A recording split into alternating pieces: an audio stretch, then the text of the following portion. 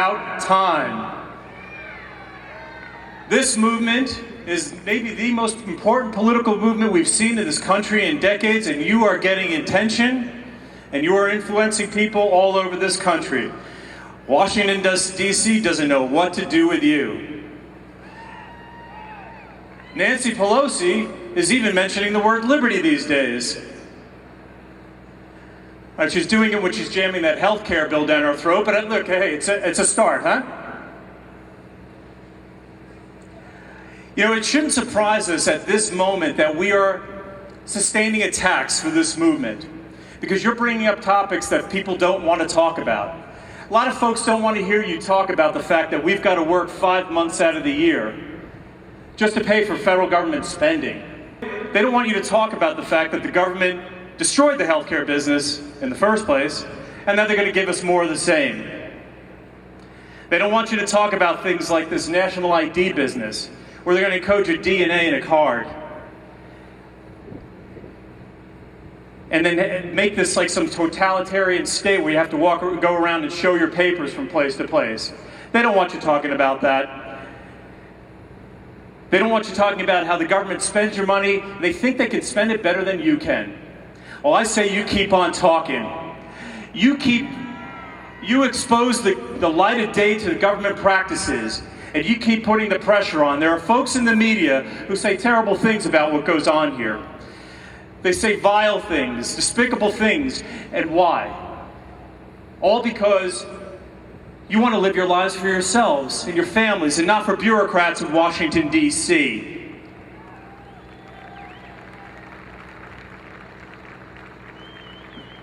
But you keep in mind something. Those people in that media, the corporate media who are fighting against us, they have an interest. These are people who cover government. They like big government. Big government's good to them, because the more power government has, the more influence the people who cover government. So they're going to keep fighting at you, but don't stop. Keep fighting, and I'll be right there with you, fighting with you.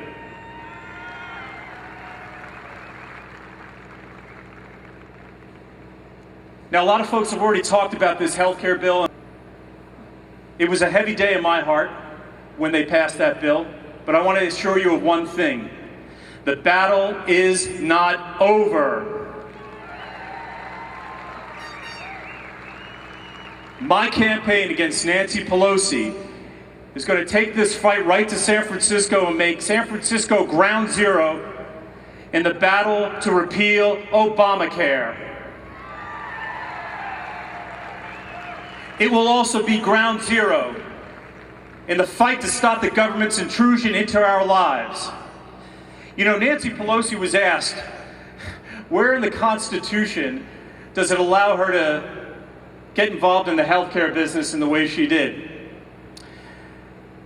Now, recently her response has been that it's an extension of life, liberty, and the pursuit of happiness. That's the Declaration of Independence. Okay, you know, it's not the Constitution, but it's a good start. She's warming up. Finally, her staff said that the Commerce Clause in the Constitution allows her to take over the 1/6 of the American economy. Okay? So Thomas Jefferson wrote the Declaration of Independence, and James Madison principally wrote the Constitution. I ask you this: would either one of them have voted for this healthcare reform bill? Can you imagine any of the founders voting for this healthcare reform bill? No way, and we're not going to let them get away with it. We are going to work to repeal that thing as soon as possible.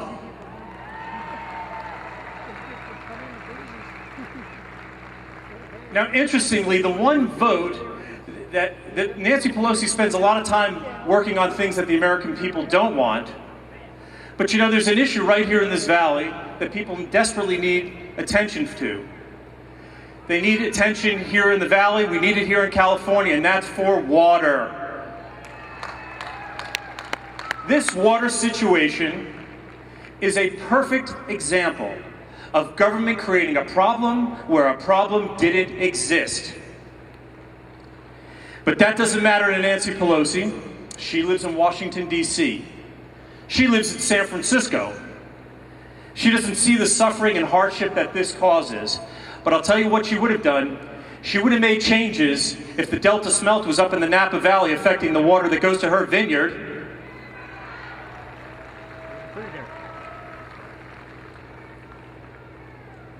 We need Congress to get involved. If the Obama administration won't, then your elected representatives will, and they should. And what they need to do is get some sort of an amendment or an injunction on the Endangered Species Act and put an end to this and get those spigots and that water turned on. We need Judge Wagener to step up and see this mess for what it is and turn this situation around. I'm disgraced about that. I am ashamed of what's happened here. There have been no alternatives. They've just said, shut off the pumps and shut up. Well, we're not going to take it. I live in San Francisco, but I am with you in this fight.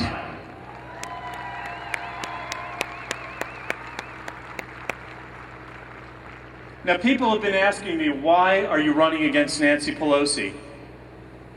Well, I'm not a politician. I've never run for office before. I figured for my first run, I'd aim low.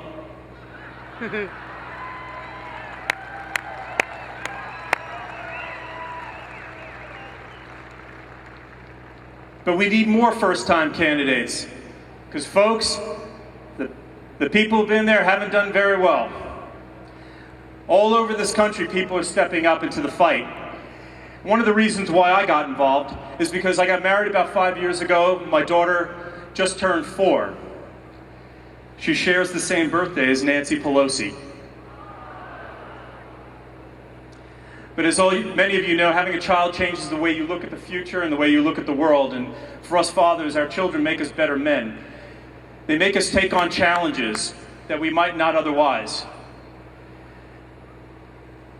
I'm fighting here for my daughter's future, for all of our children's future. Their future is grim. Politicians in Washington, D.C. have put an unsustainable, unrepayable level of debt on our children's future. They have destroyed the aspirations of not only the next generation, but many generations to come. Today, over 20% of Americans, 20%, receive their primary source of income is the federal government. What happened to us? What happened to that great American spirit of inventiveness, ingenuity, industriousness? What happened to that environment of freedom that fostered all the great achievements that this country has made, that made us the shining city on the hill? What is holding us back? Well, I'm going to give you a little example and then you tell me. I want you to imagine that tomorrow morning Sunday talk shows, Barack Obama, Nancy Pelosi, Harry Reid get up and they say, oh, we made a mistake. We're going in the wrong direction. We've decided we're going to cut government spending by 50%. We're going to abolish the capital gains tax, and we're going to cut income taxes by 1/3. What would happen to the stock market on Monday morning?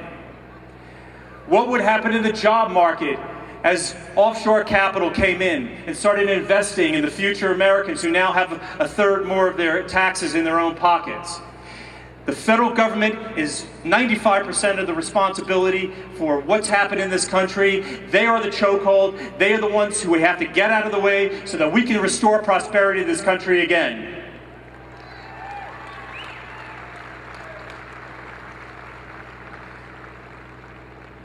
Tom McClintock mentioned an abolitionist, Frederick Douglass, earlier. I'm going to mention a different one, Wendell Phillips. Wendell Phillips said that eternal vigilance is the price of liberty. I'm afraid the American people haven't been terribly vigilant, but you have. I want you to keep your vigilance up. I want you to keep the fight up. I think that the word patriot has been misused over recent years, and many patriots have taken to enabling for the government and apologizing for the government. But if you think about the original patriots, they were dissenters. They were dissidents. They fought back against an oppressive government that took their taxes without representation, a king that compromised their life, liberty, in pursuit of happiness. You are the original patriots because you are dissenting against this and every government, irrespective of the party that it's affiliated with. You are the patriots.